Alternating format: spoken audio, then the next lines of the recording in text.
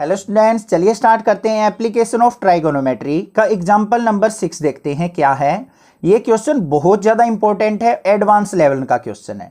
तो इस क्वेश्चन को थोड़ा सा ध्यान से समझना, कंसेप्ट वाइज चलेंगे, बिल्कुल ध्यान से समझना इस क्वेश्चन को। ऐसा क्वेश्चन एग्जाम में जरूर पूछा जाता है। ध्यान से देखो क्या कहा है, द एंगल ऑफ डिप्रेशन। अब एंगल ऑफ एलिवेशन गिवन होते थे हमें, यहाँ पे डिप्रेशन एंगल गिवन है। Of the top and bottom of an 8 metre tall building from the top of a multi storey building are 30 degree and 45 degree. दो buildings की बात कर रहा है यहाँ पे। एक तो हमारे पास मल्टी स्टोरी बिल्डिंग दे रखी है, ये हो गई हमारी एक बिल्डिंग मल्टी स्टोरी, और एक बिल्डिंग और दे रखी है, ये हो गई हमारी कोई अनदर बिल्डिंग जो कि 8 मीटर हाइट की है। ये हो गई 8 मीटर हाइट की बिल्डिंग। इसके टॉप से एंगल ऑफ डिप्रेशन दे रखे हैं। इसके टॉप के एंगल ऑफ डिप्रेशन क्या होते हैं बच्चों, ऊपर से नीचे की तरफ बनते हैं। तो यहां पे क्या करेंगे, हम एक डॉटेड लाइन ले लेंगे ये।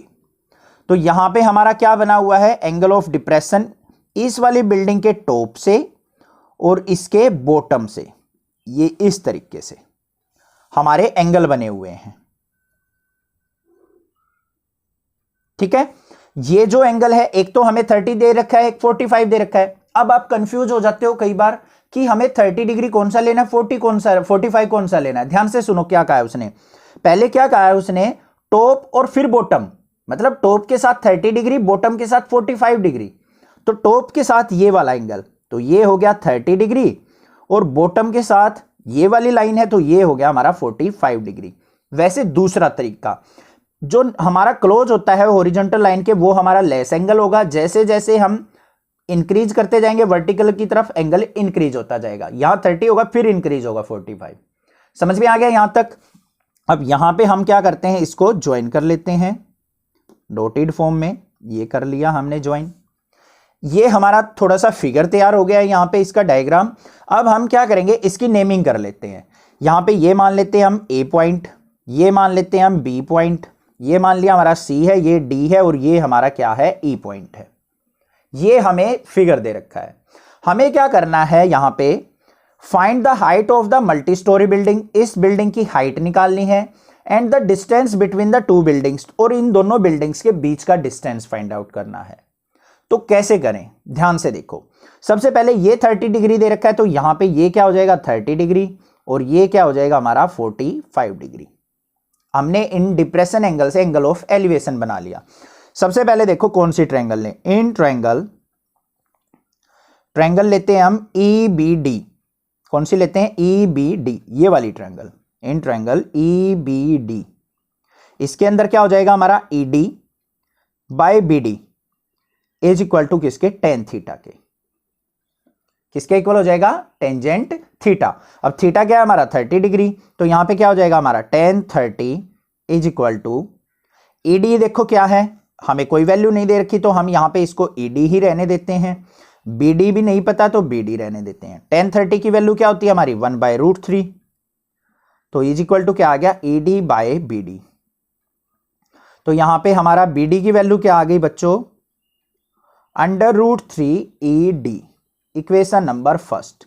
इनका बहुत ज्यादा यूज होने वाला है, ध्यान से देखना बस।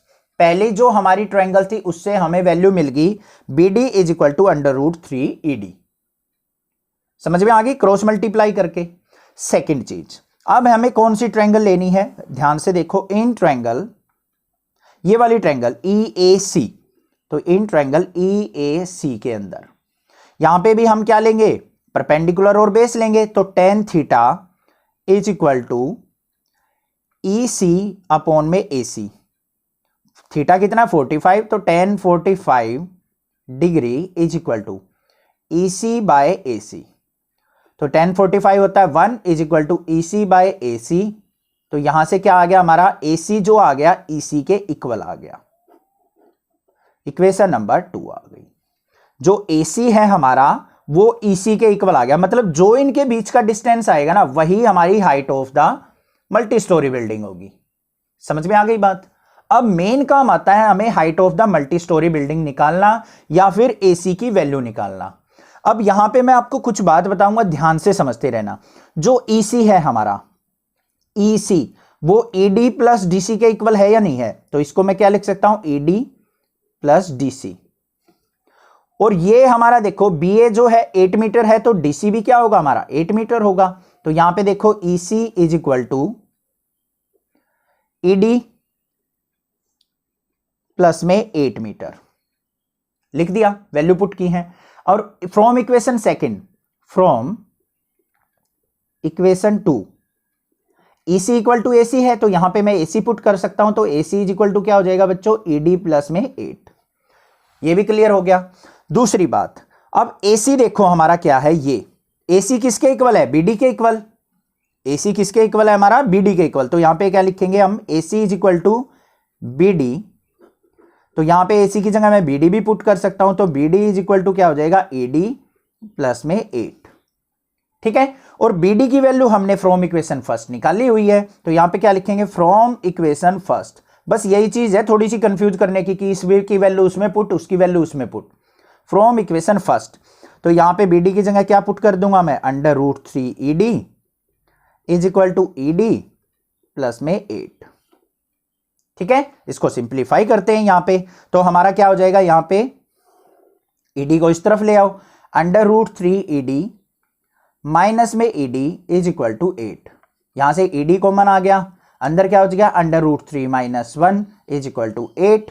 तो ED की वैल्यू क्या आ गई हमारे पास, 8 बाय √3 माइनस 1 आ गई ना। अब यहां पे डिनोमिनेटर में रूट वाली टर्म है, तो इसको रेशनलाइज करना पड़ेगा। तो ED इज इक्वल टू क्या हो जाएगा, 8 by √3 minus 1 multiply √3 plus 1 upon में √3 प्लस 1। तो क्या आ गया, यहां पे इसकी मल्टीप्लाई करेंगे तो 8 into √3 plus 1 divided by a minus B A plus B, तो √3 का स्क्वायर माइनस 1 का स्क्वायर, ये कट गया। तो यहां पे क्या आ जाएगा हमारा, 8 √3 प्लस 1 डिवाइडेड बाई 3 माइनस 1 क्या हो गया, 2। 2 से इसको कट करेंगे तो 4 आ गया। तो ED की वैल्यू जो आ गई मेरे पास 4 इंटू √3 प्लस 1 आ गई, ये वैल्यू निकल गई मेरे पास।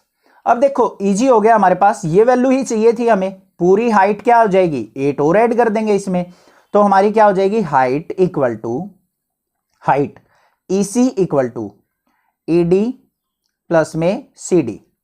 तो ED की वैल्यू क्या आई है हमारी, 4 इंटू √3 प्लस 1 प्लस में CD की वैल्यू क्या थी, 8।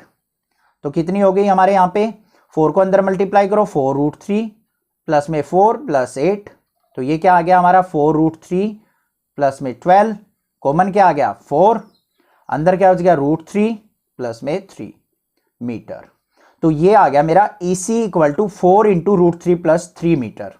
आ गई height of the multi storey building, और AC भी इसके इक्वल है, तो ये आ गया मेरा AC के इक्वल भी, और डिस्टेंस बिटवीन बिल्डिंग्स भी यही आ गया हमारा 4 इंटू √3 प्लस 3 मीटर के। ठीक है, ये चीज आपको बस थोड़ा सा ध्यान से समझना है। एक बार मैं दोबारा बता रहा हूं, ध्यान से देखो। जो हमारा AC था वो EC के इक्वल आया था, और EC जो है वो किसके इक्वल है, ED प्लस DC के, लिख दिया। अब हमें EC की वैल्यू नहीं पता, ना ही हमें ED की वैल्यू पता है, तो हमने EC को देखा AC के इक्वल है, EC की जगह मैंने AC रख दिया। अब AC देखो किसके इक्वल है बच्चों, हमारा AC जो है BD के इक्वल है, क्योंकि हमें BD की वैल्यू पता है। तो AC की जगह मैंने BD रख दिया यहां पे बस, और सोल्व आउट कर लिया। क्वेश्चन समझ में आया, थोड़ा सा डिफिकल्ट क्वेश्चन है, दो बार आपको देखना पड़ेगा ये वीडियो, एक बार दोबारा फिर देखिए, समझ में आ जाएगा। क्लियर है, कोई भी दिक्कत लगे तो आप मुझे कमेंट करके स्क्रीनशॉट लेके पूछ सकते हैं, अदरवाइज चैनल को सब्सक्राइब कीजिए, लाइक कीजिए और शेयर कीजिए। Thank you students for watching next classes video.